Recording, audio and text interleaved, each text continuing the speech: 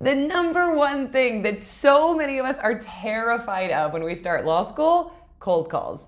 So let's talk about them. Cold calls are the infamous process in law school where a professor will take their seating chart out and then call on somebody at random without any prior notice and ask them really detailed questions about a case that you were assigned to read for class. So if the thought of that terrifies you and you're sort of in the dark about what to expect and how to prepare, you're in the perfect place. We're going to walk through the 3 parts to a real live cold call in law school and the 3 most important strategies to keep in mind when you are preparing for cold calls. So what exactly is involved in a cold call? Well, generally speaking, it will break down into 3 parts. When the professor calls on you, the first thing they're going to ask you is a summary of the case.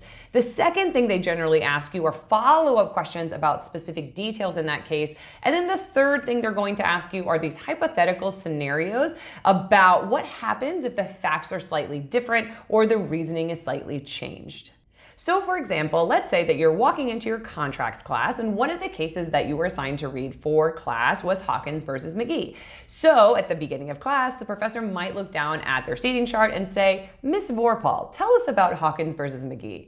Oh my God, still gives me chills. So if I am totally on my A game, I might say something like, in Hawkins versus McGee, a boy and his dad sued a surgeon who promised the boy a 100% good hand through a skin grafting procedure. During the course of the surgery, it did not go as planned, and the boy was actually left with a hairy hand. On appeal, the court decided that the proper measure of damages was expectation damages, meaning the difference between the contract not breached and the contract breached, plus any incidental damages that both parties could reasonably foresee at the time of contract formation.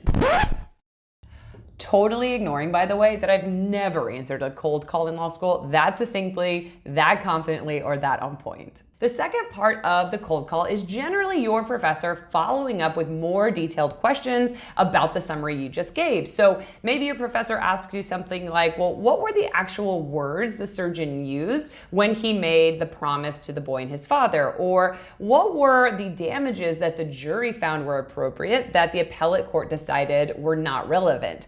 Or what did the court actually order the parties to do? Now, as we'll talk about in a second, you do not need to know all of the answers to these very detailed questions, but just know that they're going to be asked anyway. The third part of the cold call is where we get into what is traditionally known as the Socratic method. And this is where your professor starts to ask hypothetical questions about what would change or what would be affected if the facts were slightly different. So some questions your professor might ask you for this particular case could be, well, what if the surgeon promised a good hand instead of a 100% perfect hand? Or is there a scenario in which pain and suffering damages would be relevant or appropriate? Or what if the hairy hand that the boy was left with was just unesthetically pleasing but didn't actually affect any of the activities that the boy could do? Now that we know the breakdown of the 3 big parts of a cold call, what are the strategies that we want to adopt when we're thinking through how to attack cold calls?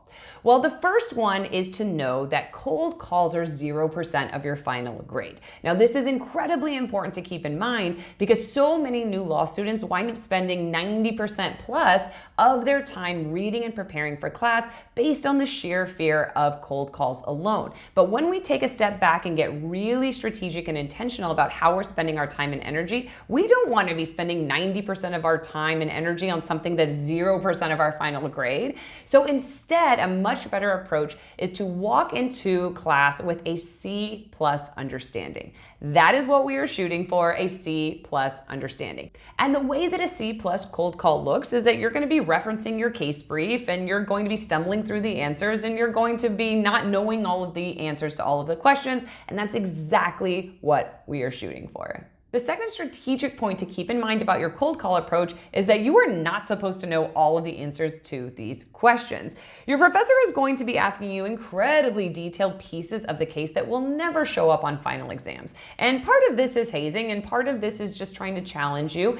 But it's really important to know that there's going to be a point in which you don't know the answer, and saying, I don't recall that fact or I don't recall that argument is a perfectly fine answer. Your professor knows that they're being insanely detailed with their questions, and no one is going to remember all of the aspects of the case. The third strategic point about our cold call approach is just the mentality that you walk in with. We already know cold calls are not part of our grade. We already know that they're not designed for us to know the answers to all the questions. And so I encourage you guys to really take cold calls on as a badge of honor or as a rite of passage in law school that everyone has to go through, because you, given the opportunity, probably want to at least be cold called on once so you can have that story to tell people coming after you. And so really when we approach cold calls, we're just doing it because it's part of the process and it's part of one of those pieces of law school that has just survived through the generations, and we just need to get through it to get to the other side. And so try not to take it too seriously. If you can, have fun with it, but know that nobody else in the class cares. Nobody is judging you. Nobody remembers how you did. And honestly, everyone is only thinking that they're glad they're not on the hot seat in that moment. It says nothing about your intelligence. It says nothing about your abilities. And it says nothing about how well you're going to do on the final exam. Now, if after hearing all of that, you're still low-key freaking out about what the cold call experience is like and how bad it can actually get, then definitely check out the free Law School Network Facebook group. Inside, there's over 3,000 law students and pre-law students sharing their stories and tips and motivations. And you can straight up ask people what was their worst cold call experience and maybe what was their best. And so you can get a little bit more context for what this is actually like. So I hope to see you guys in there, and I will see y'all in the next video.